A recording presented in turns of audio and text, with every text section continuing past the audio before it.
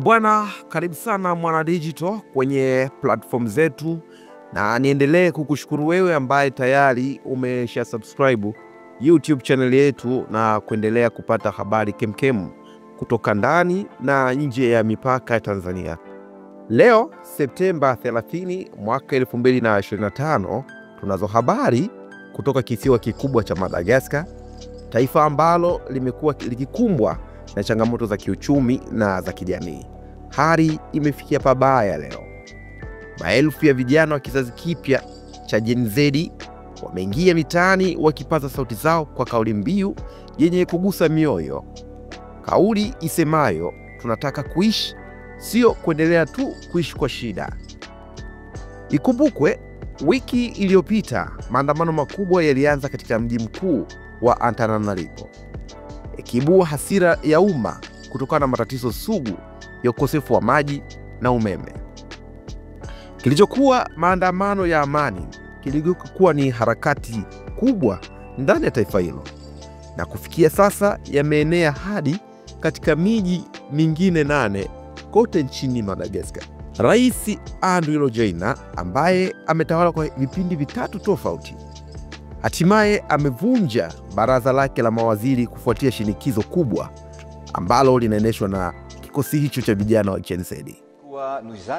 Kupitia hotuba yake kwa taifa iliyorushwa moja kwa moja kwa kituo cha taifa cha televisheni, Rajoelina alisema kuwa tunatambua na tunaomba radhi iwapo baadhi ya wajumbe wa serikali hawakutenda majukumu yao ipasavyo. Aliongeza kuwa maombi ya nafasi ya waziri mkuu mpya yataanza kupokelewa kwa muda wa siku 3. Mawaziri waliopo wataendelea kuwepo kwa muda hadi serikali mpya itakapoundwa. Hata hivyo, hali ilichukua sura nyingine mbaya zaidi.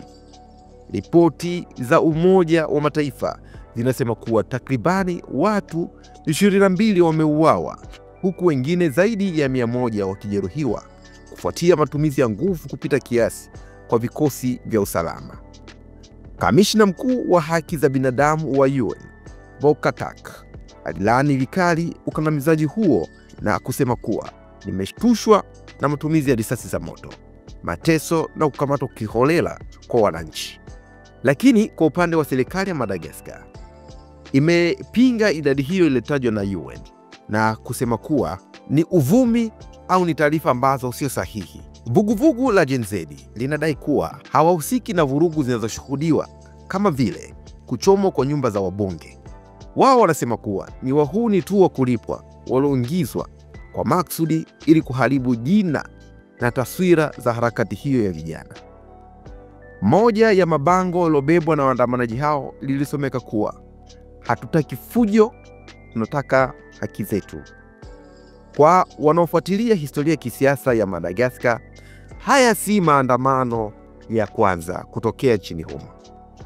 Kisiwa hiki kilichopata uhuru mnamo mwaka 1960 kimekuwa na historia ya mapinduzi na machafuko. Mnamo mwaka 2009, maandamano makubwa yaliangusha serikali ya Rais Marc Ravalomanana na kumpandisha madarakani Rajoelina kwa mara ya kwanza. Zaidi ya miaka 10 baadaye, Rajoelina anakumbana na maandamano makubwa zaidi tangu kuchaguliwa kwake tena mwaka 2023. Je, sauti ya kizazi cha Gen Z italeta mabadiliko ya kweli, au Rajoelina ataweza kudhibiti hali bila kumwaga damu zaidi? Na je, Madagascar iko kwenye njia mageuzi au ni mwanzo wa mgogoro mpya wa kisiasa? Tuandikie maoni yako kwenye comment section hapo chini. Je, maandamano haya ya vijana wa Gen Z yanaweza kuleta mabadiliko na mwelekeo wa taifa hilo? Hii ni Mwananchi Digital. Endelea kutufuatilia kupitia mitandao yetu ya kijamii ili ufahamu mengi yanayojiri ndani na nje ya mipaka ya Tanzania. Tafadhali baki nasi.